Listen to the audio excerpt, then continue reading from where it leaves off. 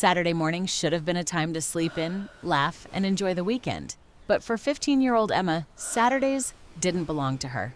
They belonged to the internet. Every smile her viewers saw was carefully rehearsed. Every cheerful greeting hid another sleepless night.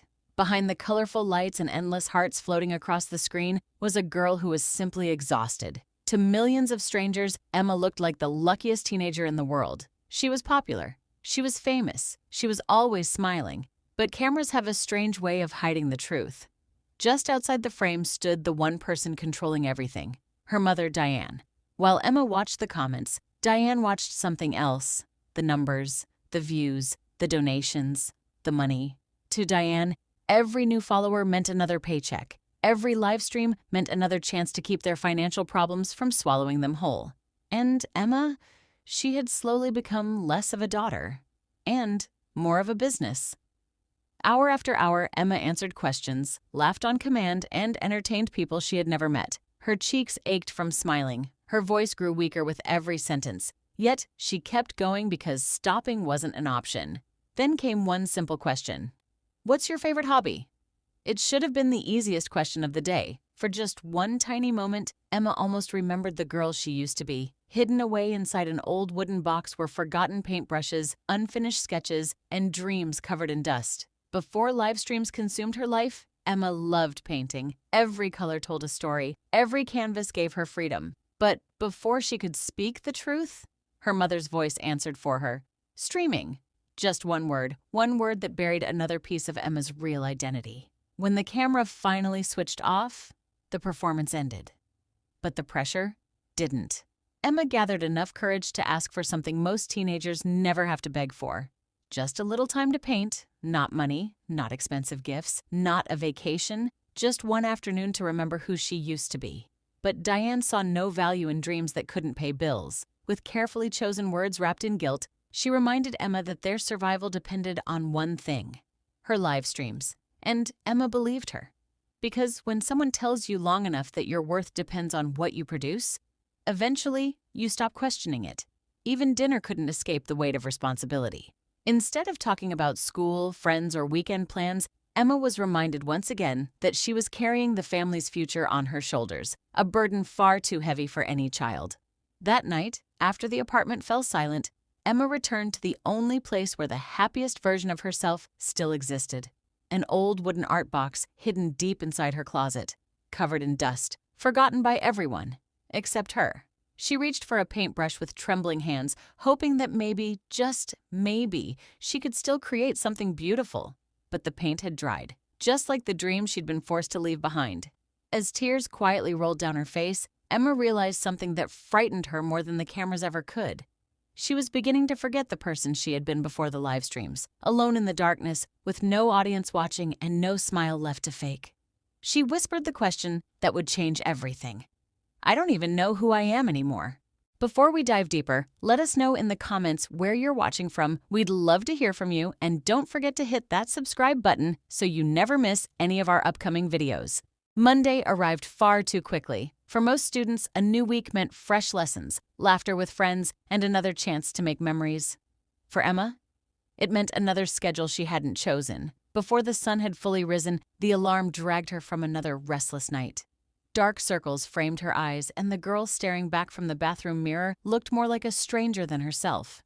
She tried to smile, just to see if she still could. But even that felt exhausting. Deep down, she whispered a small hope. Maybe today will be different. She didn't know it yet. It would be. Just not in the way she expected. Before Emma could even think about school, her mother's plans filled the morning. Every hour of the day had already been decided. Another live stream, another audience, another sacrifice. Emma mentioned her science project. Diane barely looked up. To her, homework could wait. The camera couldn't. Little by little, Emma was learning that her own needs always came second. When she arrived at school, the hallways buzzed with excitement after the weekend. Students laughed, friends reunited, conversations echoed through every corridor.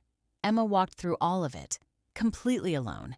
People recognized her immediately, not because they knew her, not because they cared about her, but because they recognized the face they watched through a screen. They wanted selfies, pictures, a moment they could post online. Within seconds, they were gone. leaving Emma standing exactly where she'd started, invisible. Sometimes the loneliest people are the ones everyone thinks they know. Then something unexpected happened. A single book slipped from someone's hands. It was such a small accident, but sometimes the smallest moments become the biggest turning points. The boy thanked her, introduced himself. Not as a fan, not as a follower, just a classmate. I'm Noah. For the first time in what felt like forever, someone looked at Emma without seeing the internet first, and something inside her quietly softened. Later that afternoon, while she sat alone in the cafeteria reading endless comments from strangers telling her how to smile, Noah walked over carrying nothing more than a lunch tray and a simple question. Mind if I sit here? No cameras. No expectations. No performance. Just company. Their conversation wasn't extraordinary. They joked about terrible cafeteria pizza. They laughed. And that laugh, it wasn't practiced. It wasn't forced. It was real. Maybe only for a second. But after pretending for so long, one genuine laugh felt like freedom. Then, Noah mentioned something that caught Emma completely off guard. He liked sketching. As Emma turned the pages of his sketchbook, she saw something she hadn't seen in months. Dreams, creativity, a piece of someone's heart poured onto paper. When Noah quietly called drawing his escape, Emma understood immediately. Because once upon a time, painting had been hers. School ended far too soon. Reality was already waiting outside in the parking lot. As Emma walked toward her mother's car, Noah asked a question so simple, yet so impossible to answer. When was the last time you did something just because you wanted to? Emma searched her memories. Yesterday? Last month? Last year? Nothing came. Somewhere along the way, she had become so busy living for everyone else that she'd forgotten how to live for herself. Before she could answer, the impatient sound of a car horn shattered the moment. Her mother was waiting. The schedule couldn't wait. The live stream couldn't wait. Emma climbed into the SUV, but Noah's final words followed her long after the car pulled away. Don't forget, you're allowed to have a life outside of a camera. No one had ever told her that before. Not her viewers, not her fans, not even her own mother. As Emma looked back through the window, she saw Noah wave with a quiet smile. For the first time in a very long time. The walls around her heart didn't feel quite as impossible to climb, and somewhere beneath the exhaustion, the fear, and the endless pressure, a tiny spark of hope began to glow. The hardest prisons aren't always built with steel bars. Sometimes they're built with expectations. By the time Emma walked through the apartment door that Monday afternoon, she had already spent an entire day pretending to be okay. School had drained her. Her heart felt heavier than her backpack. All she wanted was 30 quiet minutes, 30 minutes to breathe, 30 minutes to exist without someone watching. It didn't seem like much to ask, but even 30 minutes had become a luxury. While Emma searched for a moment of peace, Diane was busy answering sponsorship emails and negotiating brand deals. The livestream had grown beyond a hobby. It had become a business. And Emma had become its product. When Emma admitted she didn't think going live would make her feel any better, her mother didn't hear a cry for help. She heard a threat to the schedule. To Diane, thousands of people were waiting. Brands were watching. Opportunities couldn't be missed. What she failed to see was that the one person who needed her most was standing right in front of her. Minutes later, the familiar lights flickered on. The camera started rolling, and just like magic, Emma's smile appeared. Not because she felt happy, but because she'd become an expert at pretending. Question after question filled the screen. Then, one comment stopped everything. If money wasn't a problem, what would you be doing right now? For just a heartbeat, Emma wasn't sitting in front of a camera anymore. She was standing in front of a canvas, holding a paintbrush, creating something beautiful simply because it made her heart happy. No audience, no donations, no pressure. Just peace. But reality arrived before she could answer. Her mother's silent hand gestures reminded her exactly who she was expected to be. So Emma smiled and told the biggest lie of the day. I'd probably still be here with all of you. The internet rewarded her honesty. Without realizing she'd just hidden the truth. That night, after the cameras were finally off, Emma found herself staring at a simple pencil sketch inside one of her notebooks. It wasn't homework. It wasn't fan art. It was a picture of herself, a lonely girl trapped behind a phone. Sometimes our drawings reveal the feelings we're too afraid to put into words. When Diane brought her a mug of hot chocolate, it almost felt like things might be different. maybe this time she would really listen. She praised Emma for another successful stream, but Emma asked a question no amount of money could answer. Do they know me? The room fell silent, because the painful truth was, millions of people recognized Emma's face. Almost no one knew her heart. And perhaps the saddest part of all, Emma wasn't sure she knew herself anymore. The next afternoon, something unexpected happened again. Noah found her beneath a tree during lunch, not because she was trending, not because she was famous, simply because he wanted to spend time with her. Sometimes the people who change our lives don't arrive with grand speeches. Sometimes they just sit beside us. As they talked, Noah gently uncovered the truth Emma had been trying to avoid. She hadn't stopped painting because she lost interest. She'd stopped because she'd slowly lost permission. His words settled quietly into her heart. Sometimes people get so used to living for everyone else, they forget they're allowed to live for themselves. Emma couldn't argue, because every word was true. After school, fate placed one more reminder in her path: an open art classroom, bright colors, fresh paint, students laughing as brushes danced across blank canvases. It wasn't just another classroom, it was the life Emma had been missing for one beautiful moment. She imagined walking inside, creating again, feeling alive again. Even Ms. Alvarez saw something special in her. Maybe it's time you started again. Those words almost opened a door Emma had kept locked for months. Almost. Then her phone rang. 3 words appeared on the screen. Mom calling. In an instant, the dream disappeared. The laughter inside the art room faded behind the sound of another live stream waiting to begin. Emma turned away. Not because she wanted to, because she believed she had no choice. As she disappeared down the hallway, Noah watched quietly. He couldn't stop her. He couldn't fix everything, but he believed something Emma had forgotten to believe herself. One day, she would walk through that art room door. The only question was, what would she have to lose before she finally did? Sometimes, the questions we fear the most are the ones we never receive answers to. As Diane's SUV pulled away from the school, Emma couldn't stop thinking about the art room she had just left behind. The smell of fresh paint still lingered in her memory. So did the feeling that a different life was waiting just beyond a doorway she wasn't allowed to enter. Then she asked a question she'd been carrying in her heart for a long time. If we weren't in debt, would things be different? For just a second, Diane hesitated. It was almost too quick to notice, but Emma noticed. Instead of an answer, her mother gave her something she'd heard countless times before. That's not the reality we're living in. The conversation ended, but Emma's doubts didn't. Deep inside, another question quietly took its place. Was the debt really the only reason, or had streaming become something neither of them knew how to live without?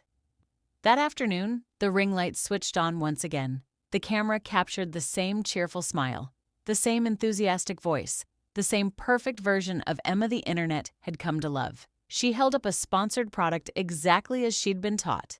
Every word sounded convincing, every expression looked genuine. It was another flawless performance. Then a comment flashed across the screen. I wish I had your life. Emma almost stopped breathing. If only they knew. If only they could see beyond the filters, the lights, and the carefully rehearsed smiles. Another question appeared. Do your parents support you? Emma looked toward her mother. Diane smiled and nodded proudly. Emma smiled back. My mom has always believed in me. It wasn't a complete lie. Diane believed Emma could succeed. She believed Emma could earn. She believed Emma could entertain millions. But Emma wondered, did anyone still believe in the little girl who loved to paint? Later that evening, after another exhausting day, a simple text message appeared on her phone. Finished your science project? It wasn't from a fan. It wasn't from a sponsor. It wasn't another stranger asking for a smile. It was Noah. Sometimes the smallest messages arrive exactly when we need them most. What began as homework quickly became something much more valuable. Conversation, laughter, comfort. For nearly an hour, Emma forgot about viewer counts, sponsorships, and livestream schedules. She laughed so freely that she almost didn't recognize the sound of her own happiness. Then Noah said 4 simple words. That's what friends are for. Friend. Such an ordinary word. Yet to Emma, it felt extraordinary. Because genuine friendship asks for nothing in return. It doesn't measure your worth in followers. It doesn't expect a performance. It simply stays. But peace inside that apartment never lasted for long. Without knocking, Diane entered the room. The moment she saw Noah on the screen, the atmosphere shifted. She remained polite, friendly even, yet beneath every smile was quiet control. Time to end the call. Emma obeyed immediately. She always did. As the bedroom door closed behind Diane, another invisible boundary had been drawn. Friendships were acceptable, as long as they never came before the camera. The next day, inside the quiet library, Noah unknowingly gave Emma something no Livestream ever had. He handed her a sketchbook. Its pages were filled with beautiful drawings of everyday life. Then Emma turned one more page and stopped. She was looking at herself. Not the famous girl from the internet, not the smiling face millions recognized, not the carefully polished version created for strangers. Just Emma, sitting beneath an old oak tree, lost in her thoughts, at peace. She looked nothing like the girl from her live streams, and somehow she had never looked more beautiful. When Emma asked why he had drawn that moment, Noah's answer reached a part of her heart no one else had touched. "It was the first time I saw you," not pretending to smile.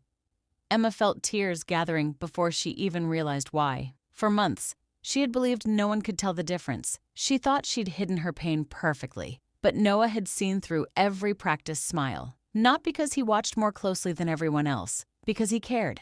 And sometimes, being truly seen by one person is worth more than being watched by millions.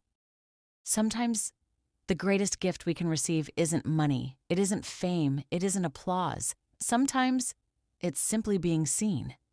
Emma couldn't take her eyes off the sketch Noah had drawn of her. Every pencil stroke captured something she'd almost forgotten existed. Peace. Not the smile she wore for millions of strangers. Not the carefully rehearsed expressions she'd perfected for the camera. Just her. When she quietly admitted that no one had ever drawn her before, Noah smiled with the kind of kindness that never asks for attention. "A lot of people have looked at you, but I don't think many have actually seen you." Those words stayed with Emma long after the school bell interrupted the moment. As they walked through the library, another opportunity quietly appeared. A simple poster, after-school art club, new members welcome. To most students, it was just another school activity. To Emma, it felt like a doorway back to the person she used to be. Noah encouraged her to join. Emma's answer came almost automatically. "I can't." But Noah gently challenged the belief she'd repeated for so long. "Or you think you can't?" Sometimes, the biggest walls around us aren't built by other people. They're built by the voices we've learned to believe. Later that afternoon, Emma tucked the art club flyer safely inside one of her textbooks. It was only a piece of paper, yet somehow it felt like hope. For a few precious moments, she even smiled, until her phone buzzed. One text message. "I'm outside. Don't keep me waiting." And just like that, reality returned. Before Emma left, Noah stopped her one last time. He reached into his backpack and pulled out something small, an old sketchbook. It wasn't expensive. It wasn't wrapped in fancy paper. But to Emma, it felt priceless. She tried to refuse. Noah insisted. Then he said something she would never forget. "Maybe don't start with painting. Start with one pencil." He wasn't just giving her a sketchbook, he was giving her permission to begin again. That evening, while the apartment slept, Emma carefully opened the sketchbook. A blank page waited for her. So did months of fear. She stared at it for what felt like forever. Because sometimes the hardest part of healing is believing you're allowed to start. Then, the pencil finally touched the paper. One line, then another. A flower slowly bloomed across the page, and with every gentle stroke, something else began to bloom too. Hope. For the first time in months, Emma disappeared into something that wasn't a live stream. There were no viewers, no comments, no donations, only silence and joy. When a knock suddenly echoed through her bedroom door, panic rushed back. She hid the sketchbook before her mother could see it. After Diane walked away, Emma opened it once more. She looked at the unfinished flower, smiled through tears, and whispered, "I missed you." She wasn't speaking to the drawing, she was speaking to herself, to the little girl who had loved creating long before cameras entered her life. The next morning seemed ordinary. Breakfast, school bags, toast on the table, until fate made one tiny decision.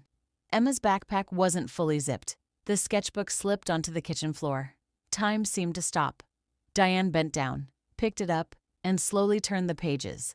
A flower, a tree, a pair of hands, a girl staring through a window. Not Livestream content, not sponsored artwork. Pieces of Emma's heart. When Diane finally looked up, the smile on her face had disappeared. "What's this?" For a moment, Emma's fear almost silenced her again, but something had changed. Maybe it was Noah's friendship. Maybe it was that first pencil line. Maybe it was remembering who she really was. Whatever the reason, Emma found the courage to speak. "It's mine." The room fell silent. Mother and daughter stared at each other, one holding a sketchbook, the other holding on to the last fragile pieces of her identity. But what would Diane do next? Would she encourage Emma's forgotten dream? Or would she force her to choose between her art and the life she'd never wanted? The answer would change everything.